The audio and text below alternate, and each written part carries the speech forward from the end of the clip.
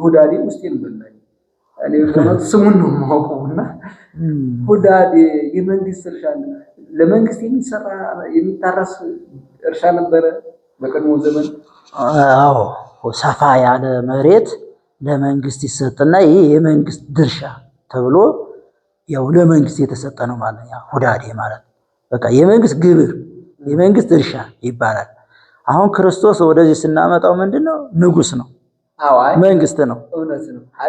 እዚያው ለመንግስት ሰፊ ድርሻ ይሰጣል። ያን ነው የሚያዘምረው ህዝብ ነው የሚያዘምረው። ህዝብ ያንን ያርሳል፣ ያንን ያዘምራል። ከዛ በኋላ ለመንግስት ያስረክባል። እና ይሄ ጾም ደግሞ ምንድነው? ሁዳዴ ነው። ሁዳዴ የ40ው ቀን እንዳለ እሱ አይደል የጾመው። አሁን ደግሞ እኛ ለሱ ቅዱስ ጾመ እስመ ሙሴን ጾመ እያል ያው ሙሴም ጾሟል፣ ኤልያስም ጾሟል። አሁን ያንን ነቢያት የጾሙትን ጾም ደግሞ ክርስቶስ ጾመ። እነሱም 40 መዓልት 40 ሌሊት ጾመዋል። ይልክ ሙሴ የጾመውን ጾም እኮ ነው ክርስቶስ የጾመው። እና ስለዚህ የነቢያት ፍጻሜ የሕግ ፍጻሜ ያደርግ ክርስቶስ። በዚህ ልክ ደግሞ አሁን እኛ ደግሞ ይሄን ሁዳዴ ብለን የመንግስት ግብር ብለን እሱ የሰጠንን ያው ለሱ እንሰጣን ሰፊ አብርተን ደንብ አድርገን ቀድሰን አስቀድሰን ቆርበን አቅርበን ተምረን አስተምረን ለሱ ግብሩን ምን አለኝም የሚል ያው እጅም መክሊት ነው አይደል? እግርም መክሊት ነው፣ አንደበትም መክሊት ነው፣ ጤናም መክሊት ነው። ጤናንም መክሊት አድርጎ ሰው በዚህ ጾም ውስጥ እኔ ጤነኛ ከሆነ የኔን ጤነኛነት ተጠቅሜ ሌሎችን በማየት መክሊትን ማበርከት አለ። እግር ካለኝ ምንድነው አልበከ እግር ለሐውጾ ድጉ ያደለ ትንሽ ያለችንን ነገር መልካም ቃልም እግዚአብሔር ያጽናል። በጎ ምግባር ስለሆነች እቺን ማበርከት ይገባል። እሱማ ምን ስለሱማ ብናይ ምን ይሄ እኮ በዋዜማ አለ። የሚገርመው ነገር እያንዳንዱ አለት እኮ ዋዜማ አለት በጾም ሪቆስ ነኝ እያንዳንዱ በየቀኑ ዋዜማ አለው። ገብርኄር የተባለው ያተረፈው ነው። እንግዲህ በዚህ ጾም ውስጥ በጎ ስራ መስራት ካለ መስራት ደግሞ ከክፋት መከልከል አይደል? አሁን የሰውዬ ከስንፍና ተከልክሏል፣ ከክፉ ነገር ተከልክሏል፣ ከስንፍና ተከልክሏል። እነዚህ አደናግል አምስት ደናግል የተባሉትም ከምን ተከልክሏል? መብራታቸውን ካለማዘጋጀት ተከልክሏል። በማዘጋጀት የተጠመዱ ናቸው። ክርስቶስን ካለመጠበቅ ተከልክሎ ክርስቶስን በመጠበቅ ላይ ነው ያሉ። የሚጾም ሰው ክርስቶስን በመጠበቅ ላይ እየተዘጋጀን ያለ ከስንፍና የተከለከለ ነው። በማስቀደስ አሁን ምዕመናን በመቁረብ በመጾም በመጸለይ ቅድም እንዳሉት በመስጠት ላይ ነው የሚገለጡት ማለት ነው። ስለዚህ ገብርኄርና ጾሙ የሚገናኘው ጾም መከልከል አይደለም፣ ከክፉ ነገሮች ተከልክለን ከስንፍና ተከልክለን በመስጠት የተሰጠንን በማበርከት ለምሳሌ አሁን እርሶት የተሰጡትን መክሊት እያበረከቱ ነው፣ እያስተማሩ ነው። መምህር ነው። በዚህ ታላቅ ኮሌጅ እያስተማሩ ነው፣ የተሰጡትን እያበረከቱ ነው፣ እየጾሙ ነው። ቢያስተዋውቁ የት እንዳሉ ምን እንደሚሰሩ ቢያስተዋውቁልን። እሺ አመሰግናለሁ። ያው መምህር ጸጋዬ አድማሴ እባላለሁ። በኢትዮጵያ ኦርቶዶክስ ተዋሕዶ ቤተክርስቲያን ሰዋስወ ብርሃን ቅዱስ ጳውሎስ መንፈሳዊ ኮሌጅ የብሉይ ኪዳን የአንድምታ ትርጓሜ መምህር ነኝ። ይህን ያህል እንግዲህ ከሰማችሁ ያው የምንሰማበትን ዝነ ልቡና እንዲሁ ደግሞ ወደ ተግባር የምናውልበትን ሰፊ አእምሮ እግዚአብሔር ያድልን። አመሰግናለሁ። እግዚአብሔር ይስጥልን። የሚያልፍበት ነው ማለት ነው። ፍርድ የሚሰጥበት ዓለም የሚያልፍበት ስለሆነ ዓለም ከመኖር የሚከለከልበት ከመኖር የሚወገድበት ስለሆነ እኛም ሰማያዊውን መወገድን ያንን ያጥፈታ ዓለምን እያሰብን እዚህ ዓለም ላይ ላለው ለመብል ለመጠጡ ከመጓጓት ይልቅ ለሚመጣው መንግስት በጾም መዘጋጀት ነው አይደል? አዎ ክርስቶስ ይመጣል። ብርሃኗ እግዚአብሔር የምታይበት ምንድነው? ጾምና ጸሎት ነው። አሁን ያከማቸችው መብራት ማለት ነው። ጊዜያዊና ዘላለማዊ ብለን ለሁለት መክፈል እንችላለን። ጊዜያዊ የምንለው ይሄ አሁን እንግዲህ የያዝነው ጾም አንዱ ሆኖ 40 መዓልት 40 ሌሊት ክርስቶስ የጾመውን ጾም ነው። ከነዚህ እስከ 6 ሰዓት የተቻላቸው እስከ 11 ሰዓት ጾመው ከዚያ በኋላ እንግዲህ መባለይትን ያው ለስጋ የሚያስፈልገው ምግብ ይመገባሉ። ይሄ እንዳለ ሆኖ ዘላለም የምንጾማቸው ጾሞች ደግሞ ከክፋት መራቅ። ይሄንን ሲናገር ቅዱስ ያሬድ ይጹም አይን ይጹም ልሳን እዝንኒም ሰሚያ እሱ በተፋቀሩ አይን በስመ አብ ወወልድ ወመንፈስ ቅዱስ አሐዱ አምላክ አሜን። ውድ አድማጭ ተመልካቾቻችን ዛሬ ታላቁ ኮሌጅ በቅዱስ ጳውሎስ ሰዋስወ ብርሃን ነው የምንገኘው። ከታላቁ መምህራችን የብሉይ ኪዳን መምህር ከሆኑት ከኔታ ጸጋዬ ጋር ቆይታ እናደርጋለን። ቆይታችን የሚሆነው በዐቢይ ጾም ውስጥ ያሉ ሳምንታት ከዘወረደ ጀምሮ እስከ ሆሳዕና ያሉት ከጾሙ ጋር ያላቸው ግንኙነት ምንድን ነው የሚል ነው። እሱን የኔታ ይመልሱልናል። በጥሞና እንድትከታተሉን እያሳሰብኩ ወደ መምህራችን። በስመ አብ ወወልድ ወመንፈስ ቅዱስ አሐዱ አምላክ አሜን። ሳምንታቱን ያው ስያሜ እንግዲህ በቅዱስ ያሬድ ድጓ ትምህርት በኩል ሊቃውንቱ ስያሜ ሰጥተዋቸዋል። እንደ አባቶቻችን አስተያየም ዘወረደ ቅድስት ምኩራብ እያሉ ያው ሰጥተዋቸዋል። እነዚህ ስያሜዎች ግን ያው ጾም ጋር ተያይዘው ሶስት ቦታ ይገኛሉ። አስተምህሮ ላይ የዘመነ ጽጌን እንደጨረስን ህዳር 6 ጀምሮ ስብከት እስከሚገባ ድረስ ታኅሳስ 7 ድረስ ዘወረደ ባይልም ቅድስት ምኩራብ መጻጉዕ ደብረ ዘይት ብሎ ጠቅላላ እሑድ የሚያገኝ ከሆነ እነዚህ ሁሎች የሚያገኙበት ጊዜ አለ። እንደገና ደግሞ ሰኔው ጾም ላይም እንዲሁ እየዐረገ እየወረደ አለው። ፋሲካን ጨርሰን ልክ የሐዋርያት ጾም ሲገባ ወቅት ከተገኘ አክብር ሰንበቶ ብሎ ቅድስትን ምኩራብን ደብረ ዘይትን ሊያገኝ ይችላል። መጻጉዕን ደብረ ዘይት ሊያገኝ ይችላል። ግን ወደ ታች ወደ ላይ የሚልበት ስላለው እያረገ ይወርድ ስላለ ያው አንዳንድ ጊዜ ቀጥታ ድምፀ ገሬው ብሎ ወደ ክብር ሳይል ክረምቱ ላይ ቀጥታ ሊገባ ይችላል። አንዳንድ ጊዜ ነው የሚያገኝ እንጂ እርገት ዘመነ እርገትን ብሎ ይሄ መነሻው ነነዌና የዚህ ጾም የዐቢይ ጾም መግቢያ ወደ ታች ሲመጣ ማለት ወደ የካቲት ለምሳሌ የመጨረሻው አሁን ጾሙ የሚጀምር የካቲት አንድ ነው። ከዚያ በታች አይወርድም። ነነዌም ጥር 17 ነው። ወደ ታች ነው። የዚህን ጊዜ ሊያገኝ ይችላል፣ በቀር አያገኝም። እና ይሄ እንግዲህ ሶስተኛ ሆነ ማለት ነው። እዚህ ጋር በዚህኛው ስንመጣ እንግዲህ የጌታችን የኢየሱስ ክርስቶስ መዋዕለ ጾም ነው የጾመው። እሱ 40 መዓልት 40 ሌሊት የጾመው ጾም ነው።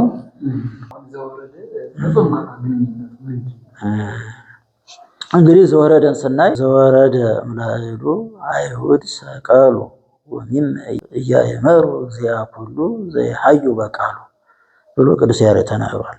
ከሰማይ የወረደውን አይሁድ ሰቀሉት ነው፣ ግን አላወቁም።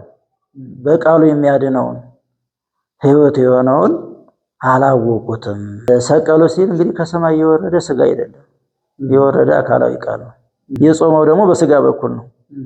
ጾሙን እንደው ተራበ ተጠማ ነው በስጋ ነው የምንለው እንጂ እንደው ቀጥታ ለመለኮት አይሰጥም። ግን በስጋ ሲባል ይቺ በጥቅም አላት። በስጋ ሲባል ይቺ በጥቅም አላት።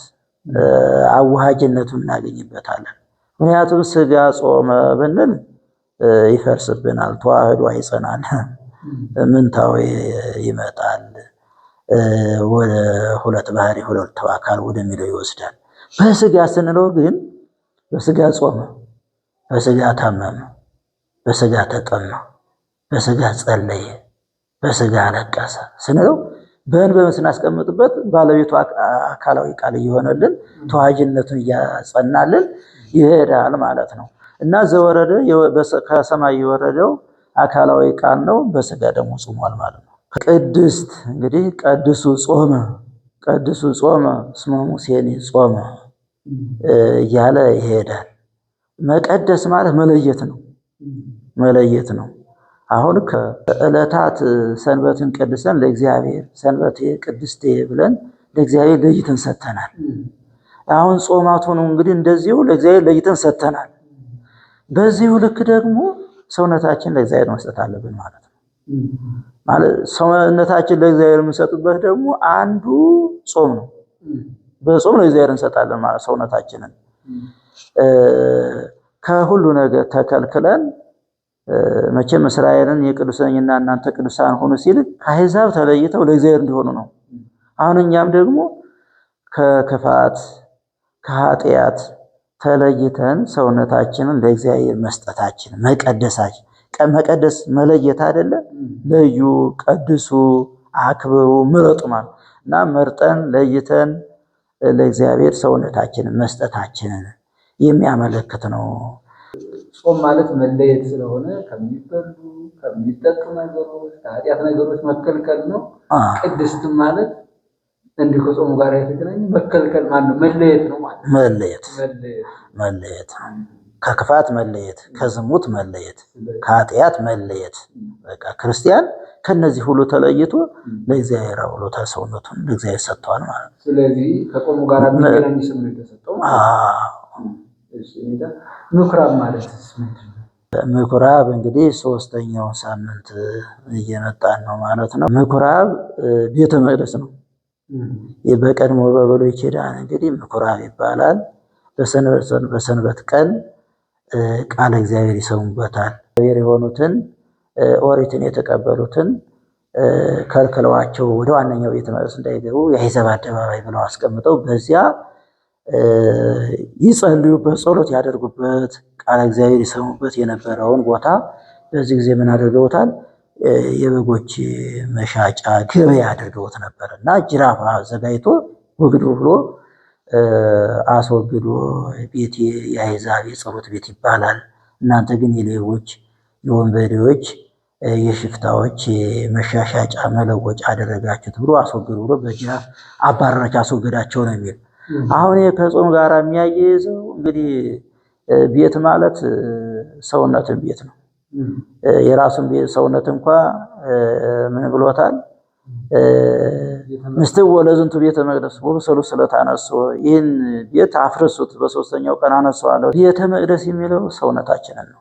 ልክ ጅራፍ አዘጋጅቶ ያንን የአሕዛብን አደባባይ ቤተ መቅደሱን ወግዱ፣ የአሕዛብ የጸሎት ስፍራ ነው ይሄ ቤት የሰብ የጸሎት ይሰመይ ቤቴ የጸሎት ቤት ይባላል ያለውን ተናግሮ እንዳባረረው ሁሉ አሁንም ከዚህን ከጾም ጋር ስናገናኘው ሰው ቤታችን ሰውነት ተሆነ ደግሞ ምንድነው እናንተ የእግዚአብሔር ቤተ መቅደስ ናችሁ ይላል። ደግሞ እናንተ በቆሮንቶስ ላይ ሐዋርያው ጳውሎስ እንደተናገረው እናንተ የእግዚአብሔር ቤተ መቅደስ ናችሁ፣ ማንም ይሄን ቤተ መቅደስ ቢያፈርሰው እግዚአብሔር እሱን ያፈርሰዋል ብሎ ተናግሯል። ስለዚህ ቤተ መቅደሱን የኛ ቤት መሆኑን ካወቅን እኛ ስንጾም በቃ ክፋትን ማስወገድ አለብን። እንግዲህ ጾም ሲባል እዚህ ላይ መያዝ ያለብን ጊዜያዊና ዘላለማዊ ብለን ለሁለት መክፈል እንችላለን። ጊዜያዊ የምንለው ይህ አሁን እንግዲህ የያዝነው ጾም አንዱ ሆኖ 40 መዓልት 40 ሌሊት ክርስቶስ የጾመውን ጾም ነው። እስከ 11 ሰዓት ጾመው ከዚያ በኋላ ለስጋ የሚያስፈልገው ምግብ ይመገባሉ። ዘላለም የምንጾማቸው ጾሞች ደግሞ ከክፋት መራቅ። ይህንን ሲናገር ቅዱስ ያሬድ ይጹም ዓይን ይጹም ልሳን እዝንኒም ሰሚያ ህሱን ይጹም ጆሮ ይጹም ምላስ ይጹም ብሏል። እንግዲህ ምላሳችን፣ ጆሮአችን፣ ዓይናችን ሁል ጊዜ የሚጾመው ጾም ክፋትን አለመስማት፣ ክፋትን አለማየት። ይህ ሁል ጊዜ የምንጾመው ጾም ነው። እግዚአብሔርን ብቻ ማምለክ፣ እግዚአብሔር በልቦናችን ይንገስ ብሎ ፈቃድ መስጠት ያስፈልጋል ማለት ነው። ስለዚህ ምኩራብ እና ጾም ግንኙነቱ እግዚአብሔር ክፋትን አስወግዷል ከቤተ መቅደስ፣ እኛም ደግሞ በጾም ክፋትን ማስወገድ ስላለብን ነው ማለት ነው። ቀጥለን የምናገኘው መጻጉዕ ነው ማለት መጻጉዕ። ወደ መጻጉዕ ስንሄድ መጻጉዕ ማለት በሽተኛ ነው። ለአንድ ሰው ሰተን ዝም ብለን 38 ዘመን የኖረ በሽተኛ ብለን በበሽተኛ ስሙ ተሰጠው እንጂ የሰውየው ስም አይደለም። እና በዚህ ወቅት ደግሞ ክርስቶስ የፈወሳቸው በሽተኞችን ሁሉ ነው የምናይበት እንጂ ለአንድ ሰው ብቻ ለዚያ ብቻ አይደለም እንሰጠው። ጎባጣይቱን ያቀናበት፣ ደም ይፈሳት የነበረበትን ደግሞ ደሙ እንዲቆም ያደረገበት፣ ዕውሮችን ሁሉ ያበራበት እንደው ቅዱስ ያሬድ የሚገርመው በመወድሱ ካለሐውር በውስተ ፍኖት ብሎ አሁን ስለ ዕውሩ ይናገራል። ሆረሃቤው ዘይሰትዴው ብሎ እጁ ለምጽ ስለሆነችበት እጁ ስለሰለለችበት ይናገራል ቅዱስ ያሬድ። ቅዱስ ያሬድ ገብቶታል። አሁን ያ መጻጉዕ ብለን ለአንድ ሰው ብቻ እንሰጠው አይደለም፣ በሽተኞችን ሁሉ የፈወሰበት ወቅት ብለን ያንን በዚህ ወቅት የምናስብበት ነው እና ከዚህ አንጻር አሁንም ከጾም ጋር ስናገናኘው ልክ ስጋዊ በሽታ እንደተፈወሰ ሁሉ መንፈሳዊ በሽታ በምን ይፈወሳል ሲባል በጾም ይፈወሳል። ምክንያቱም ጾም ትፈውስ ቁስላ ለነፍስ ነው የሚል ተመልክቷል። ሕማማ ለነፍስ የነፍስን በሽታ የምናስወግድበት መሳሪያ ነው ማለት ነው። ከእግዚአብሔር ጋር አንድ የምንሆንበት ምንድነው ይባል ጾም ጸሎት ነው፣ ምጽዋት ነው። እነዚህ ተያይዘው የሚኖሩ ናቸውና በሽተኞችን ሁሉ እንደተፈወሱ የክርስቲያን መሳሪያው ጾም ጸሎት ነው ማለት ነው። ከመጻጉዕ ቀጥሎ የምናገኘው ደብረ ዘይት ነው። ዘወረደ ቅድስት ምኵራብ መጻጉዕ አምስተኛ ነው። ማለት ደብር ማለት ተራራ ነው። ዘይት ማለት ወይራ ነው እና ወይራ የበዛበት ተራራ ማለት ነው ስያሜው። በዚህ ተራራ ላይ ክርስቶስ ሌሊት እየሄደ ቆሞ ሲጸልይ ያድርበት ነበር። እንደ ሉቃስ ዘገባ ሉቃስ 22 ምዕራፍ 22 መጨረሻው ላይ ተጽፏል። ዕለት በቤተ መቅደስ ሲያስተምር ይውላል። ሌሊት ደግሞ ሄዶ ሲጸልይ ያድራል ነው የሚለው። የነፍስ ሐኪሟ ጾም ነው፣ መድኃኒቷ ጾም ነው። እመጣለሁ ብሏል። እኛን ጠብቀዋለን። ምልክቱን ነግሮናል። ተዘጋጅታችሁ ኑሩ ብሎናል። ዝግጅታችን ደግሞ በጾም በጸሎት ነውና በጾም በጸሎት ተዘጋጅተን እሱን እየጠበቅን እንድንኖር ቅዱስ ፈቃዱ ይሆንልን። አሜን። ስለዚህ ደብረ ዘይት ከጾም ጋር ያለው ግንኙነት ይጸልይ ነበረ። በደብረ ዘይት ይወጣ ክርስቶስ ይጸልይ ነበር። ያ ደግሞ ወደዚህ መጥቶ የሚያሳልፈው ደግሞ በደብረ ዘይት ጊዜ ነው። ኋላም በዚያው በደብረ ዘይት ነው። አሚያ ይቀውማ እገሬው ለጊዜ ነው ደብረ ዘይት ተብሎ ተጽፏል። የሚያልፍበት ነው ማለት ነው። ፍርድ የሚሰጥበት ዓለም የሚያልፍበት ስለሆነ ዓለም ከመኖር የሚከለከልበት ከመኖር የሚወገድበት ስለሆነ እኛም ሰማያዊውን መወገድን ያንን ያጥፈታ ለምን እያሰብን እዚህ ዓለም ላይ ላለው ለመብል ለመጠጡ ከመጓጓት ይልቅ ለሚመጣው መንግስት በጾም መዘጋጀት ነው አይደል? ክርስቶስ ይመጣል። ይህን ዓለም ያሳልፋል። የሚበላ የሚጠጣው ሁሉ ከስጋ ጋር የሚፈርሰው የሚበሰብሰው የማይፈርሰው የማይበሰብሰውን ዓለም አይወርስም ተብሎ ተጽፎ የለ? መብል መጠጥ የሚፈርስ የሚበሰብስ ነው። ይህ ስጋም የሚፈርስ የሚበሰብስ ነው። ይፈርሳል፣ እዚሁ ይቀራል። አሁን ክርስቶስ ሲመጣ የማይፈርሰው የማይበሰብሰው ሕያው ስጋ ይነሳል። ነፍሳችን ተዋህዳ ትነሳለች። የነፍሳችን ጥማት ክርስቶስን ነበረ። የዛን ጊዜ ያያል። የዛን ጊዜ መሳሪያዋ ብርሃኗ እግዚአብሔርን የምታይበት ምንድነው? ጾምና ጸሎት ነው። አሁን ያከማቸችው መብራት ማለት ነው። ወደዚያ እንግዲህ 6ኛው ሳምንት ገብርኄር ነው አይደል? ገብርኄር ታማኝ አገልጋይ ማለት ነው። ከደብረ ዘይት ጋር የተያያዘ ምዕራፍ 24 ስለ ምጽአቱ ምልክቱ መመጣበትን ቀኗን አታውቁም የሚለው ተጽፏል። ምልክቱ ተጽፏል። 25 ላይ ስንሄድ ቀጥታ እዚሁ ጋር የተያያዘ ነው። ገብርኄርን ነው የምናየው። 10 ደናግልን ቆነጃጅት 10 ደናግል ሰነፎችና ልባሞች ገብርኄርን በግራና በቀኝ የቆሙትን በጎችንና ፍየሎችን የምናገኝበት ምዕራፍ ነውና ከዕለተ ደብረ ዘይት ጋራ ተያያዘ ነው እና ገብርኄርን ስናይ አንተ ታማኝ አገልጋይ ወደ ደስታ ግባ የተባለበት መቼ ነው? ክርስቶስ ሲመጣ። ታማኝ አገልጋይ በጥቂቱ ታመናሃል፣ በብዙ ሾመሃለሁ። በጥቂቱ የታመነ የት ነው? ምድር ነው። ምድር በሰራው ስራ ነው። ምድር ይጾማል፣ ይጸለያል፣ ያለውን ለሌሎች ያካፍላል፣ ለሌሎች ያስተምራል። ሁለቱን ዓሣ ወደ ብዙ አትረፍርፎ እንደመገባቸው ሁሉ እውቀትንም ጉልበትንም ጊዜንም ነዳያንን በመያዝ ልብሳቸውን በማጠብ የታሰሩትን ሂዶ በመጠየቅ እና በዚህ ልክ ያው በየሆስፒታሉ ያሉትን በሽተኞች ሂዶ በመጠየቅ አይዟችሁ እግዚአብሔር ያጽናችሁ። ይሄ እኮ ታላቅ ስጦታ ነው። ሂዶ ማጽናናት፣ መምከር፣ ሂዶ ማስተማር ለነሱ አቅም ጉልበት ይሆናቸዋል። ተስፋ እንዳይቆርጡ ያደርጋቸዋል። እና ይሄ ታላቅ ዋጋ ነውና ጊዜንም ገንዘብንም እውቀትንም በመስጠት ትርፋማ መሆን ይቻላል ማለት ነው። እና ጾም ሲባል ይሄንን ጨምሮ የሚሄድ ነው።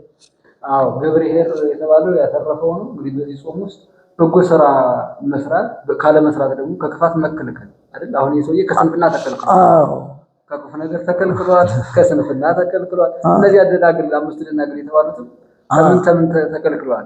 መብራታቸውን ካለማዘጋጀት ተከልክሏል። በማዘጋጀት የተጠመዱ ናቸው። ክርስቶስን ካለመጠበቅ ተከልክሎ ክርስቶስን በመጠበቅ ላይ ነው ያሉ።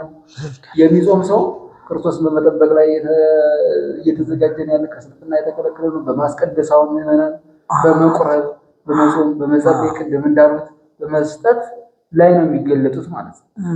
ስለዚህ ገብርኄርና ጾሙ የሚገናኘው ጾም መከልከል አይደለም፣ ከክፉ ነገሮች ተከልክለን ከስንፍና ተከልክለን በመስራት የተሰጠንን በማበረከት ለምሳሌ አሁን እርሶት የተሰጡትን መክሊት እያበረከቱ ነው፣ እያስተማሩ ነው። መምህር ነው።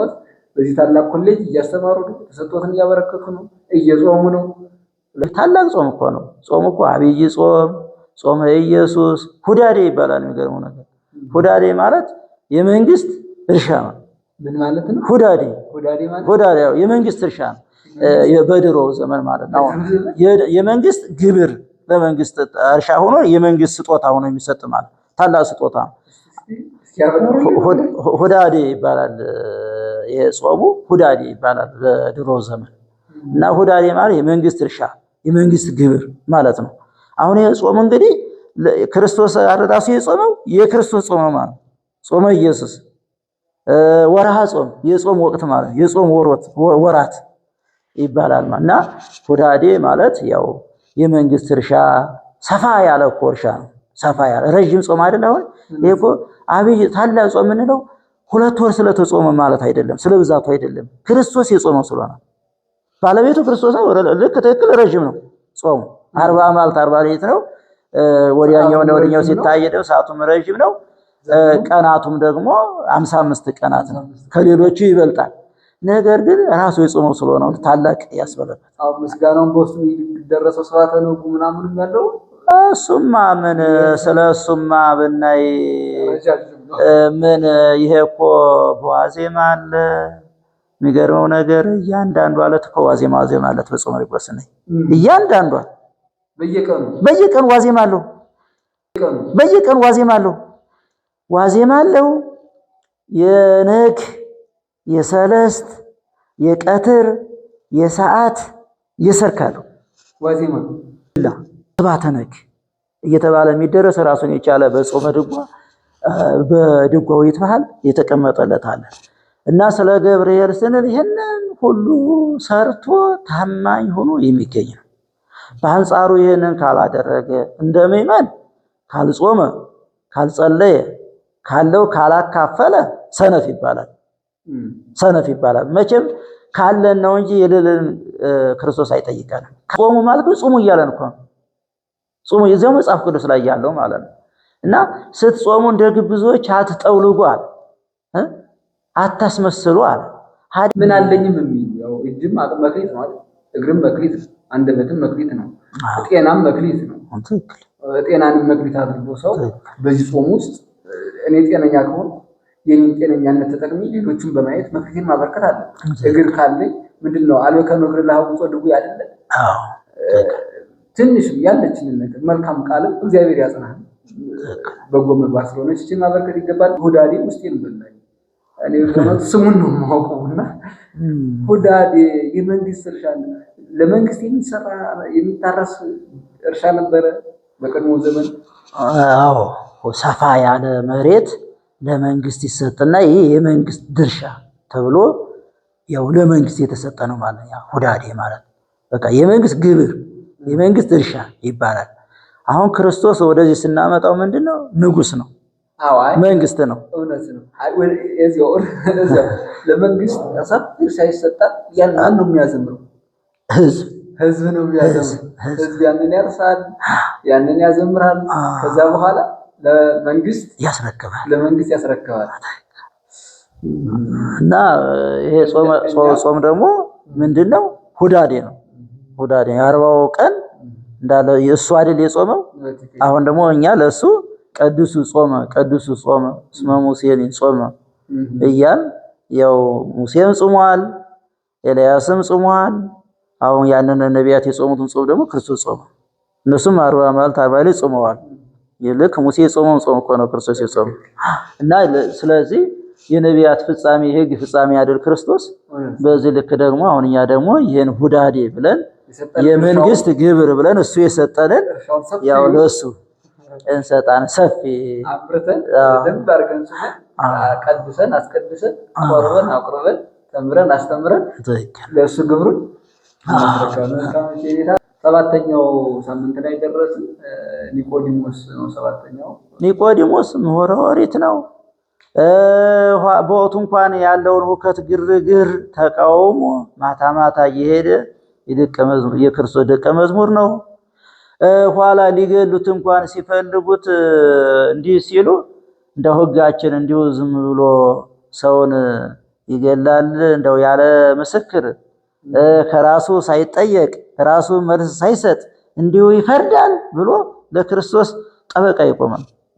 ኋላም በሞቱ ጊዜም ደግሞ እንግዲህ ዮሴፍና ኒቆዲሞስ ናቸው ከቃት ጠይቀው ከጲላጦስ ጠይቀው ከመስቀሉ አውርደው ያው የገነዙት ወደ መቃብር ያወረዱት ማለት ነው። እና ታላቅ ፍቅሩ ጥማቱ ይሄን ያህል ማለት ነው እንጂ መብል በላ እንዲጠጣ ተብሎ አልተጻፈለትም።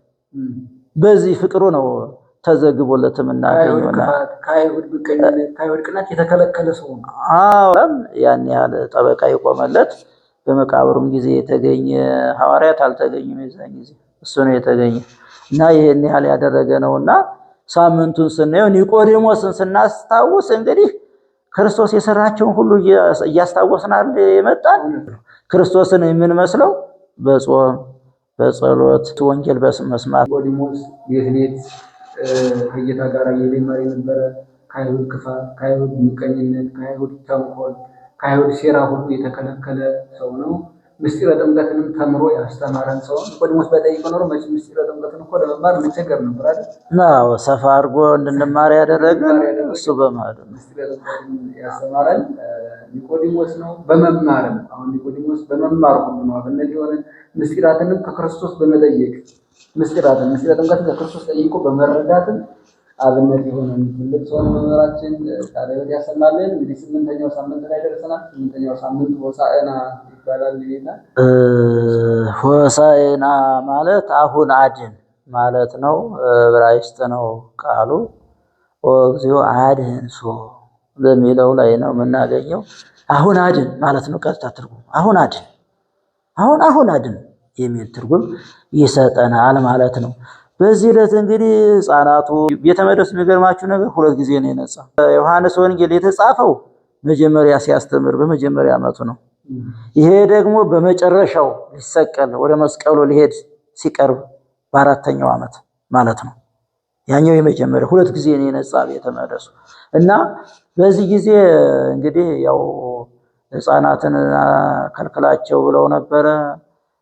ያወቁት የተረዱት ግን ከሕፃናት ጋር ሆነው ደቂቅ ዋይረው ሽማግሌዎችም ሕፃናትም ሆነው ዝንጣፊ ይዘው ሆሳዕና እምር እንተ አቡነ ዳዊት ቡርክት እንተ ትመጽእ መንግሥት፣ የዳዊት መንግስት በእግዚአብሔር ስም የሚመጣ የተባረከ ነው፣ ወደ የዳዊት መንግስት የተባረከች ናት እያሉ ዳዊት መቼም ሲነግስ ደም አላፈሰሰም ለስልጣን ብሎ ሳኦልን አልተቃወመም።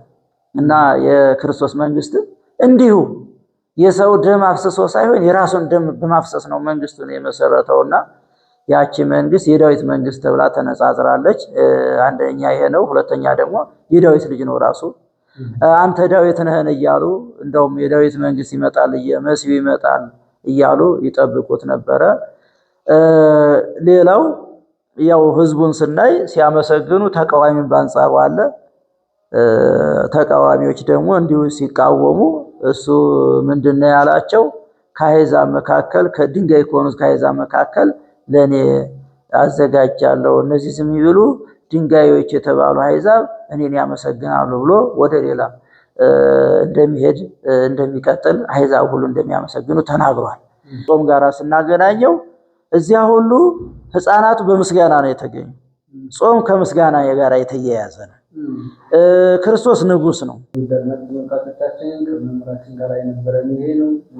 ዘወረደ ላይ ጀምረን ነው የመጣ ነው። ዘወረደን ከትዕቢት ወደ ትህትና ወርደን፣ ከንፍገት ወደ ምጽዋት ወርደን፣ ከተለያዩ ነገሮች እግዚአብሔር ወደሚወዳቸው ነገሮች ወርደን መጾም እንዳለብን፣ በቅድስ ራሳችንን ቀድሰን ራሳችንን አንጽተን ለክርስቶስ የሚገቡ ሰዎች ሆነን እንድንጾም፣ ቅድስትን ማለት መለየት መከልከል እንደሆነ፣ ጾምን ማለት ከምግብ መከልከል እንደሆነ በማሳየት ምዕራብ ላይም ጌታችን ኢየሱስ ክርስቶስ በቤተ መቅደስ ተገኝቶ በቤተ መቅደስ ሊኖሩ የማይገባቸውን በመከልከል ቤተ መቅደሱን አንጽቷል። እኛም ደግሞ መጾም ብቻ ሳይሆን ወይም ደግሞ ጾም የሚባለው መከልከል የምኩራብም የሳምንቱ ስያሜም ደግሞ ከመከልከል ጋራ ከመለየት ጋራ እንደተገናኘ መጻጉዕ ብለን የምናስበው የብዙ በሽተኞች ሳምንት መታሰቢያ እንደሆነ በመጻጉዕና ጾምም ደግሞ ግንኙነቱ ጾም ከምግብ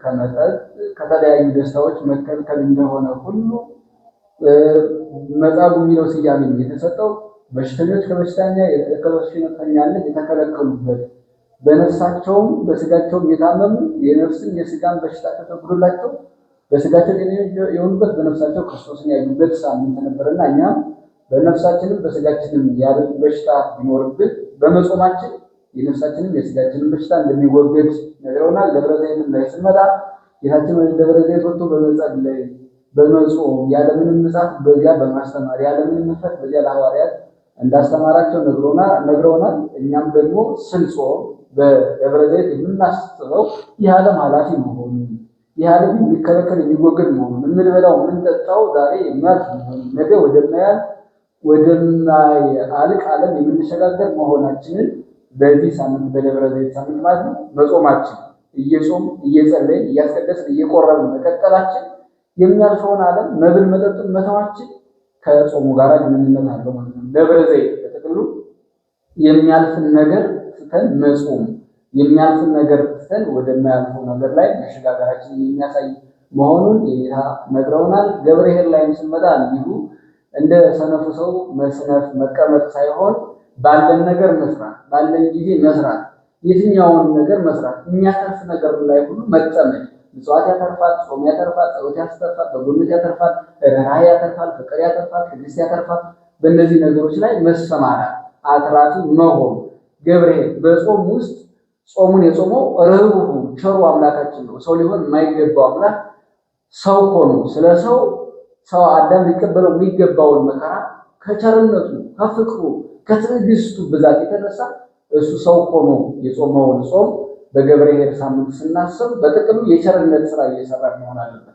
ምክንያቱም ጾም የቸሮች ነው፣ የንጹሐን የቅዱሳን ቸርነት መገለጫቸው የሆኑ ሰዎች ስለሆነ በዚያ ሳምንት ቸርነት እያደረግን መጾም እንዳለብን እየታስተምረውናል። ኒቆዲሞስ የምታውቁት ነው። ሌሊት እየሄደ ከጌታችን ስር ሲማር የነበረ ስንፍና፣ ቅናትን፣ ተንኮልን፣ ምቀኝነትን፣ በክርስቶስ ላይ መነሳትን፣ መዝመትን፣ አላስፈላጊ የሆኑ የአይሁድ ስርዓቶችን በመተውና ከነዚያ በመከልከል ክርስቶስ ዘንድ በመሄድ ሰማያዊውን እውነተኛውን ወንጌል ወይም ደግሞ እውነተኛውን አምላክ በማመን ከክርስቶስ ጋር በመማር ምስጢረ ጥምቀትን ያስተማረን፣ ስለ ክርስቶስ ማንነት የነገረን፣ በኋላም ደግሞ እንደነገሩ በብዙ የከበረ ትልቅ ሰው ስለሆነ ኒቆዲሞስ ተብሎ ሳምንቱ እንዲጠራ የሆነው እኛም ምንም ባለስልጣን ብንሆን ምንም ትልልቅ ሰዎች ብንሆን ከክፉ ነገሮች በመከልከል ከክፉ ነገሮች በመከልከል ከክርስቶስ ጋር ቀን ባይመቸን ሌሊት በመሄድ ጊዜ ባይመቸን እየጠብቀን በመሄድ አሁን ብዙ ሰራተኞች ትኖራላችሁ፣ የማይመቻችሁ ስራ ላይ የምትውሉ ብዙ ኃላፊነት ያለባችሁ ትኖራላችሁ። መቼም የመተኛ ጊዜ ይኖራችኋል። በዚያ ጊዜ ክርስቶስን ማሰብ እና ኒቆዲሞስ ተብሎ የተጠራው ወይም ሳምንቱ የተሰየመው ለእናንተ መሆኑንም ማሰብ አይደል? ሳምንቱንም ማሰብ ለበሽተኞች መጻጉ በሽተኞችን የሚዳስስ ሳምንት ነው። ደብረ ዘይት ያለፉትን ነገ የሚያልፉትን የሚዳስስ ነው። ገብርኄርም እንደዚሁ የሚዳስስ ነው ማለት እና ኒቆዲሞስም የኛ ሳምንት ነው ብለን ማሰብ እናንተ በተለይ ጊዜ የሌላችሁ ለመጾም ጊዜ የሌላችሁ ለመጸለይ ጊዜ የሌላችሁ ለመታገስ ጊዜ የሌላችሁ ለመማር ጊዜ የሌላችሁ ሰዎች ቢያንስ ኒቆዲሞስ ሲባል አስቡ። ይህ ጊዜ እኮ የኛ ነው ብሎ እናንተ ጊዜ መሆኑን በማሰብ እንድትጾሙ እንድትጸልዩ በጎ ነገራትን እንድታደርጉ ክርስቶስ ጋር እንድትሆኑ መምራችን አስተምረውናል። ሆሳዕናም ላይ ስንመጣ ሆሳዕና ሕፃናት የዘመሩበት ነው፣ ሕፃናት ያመሰግኑበት ነው እና በሆሳዕናም ሳምንት እንደ ሕፃናት አይምሯችን ንጹህ ነው አይደል?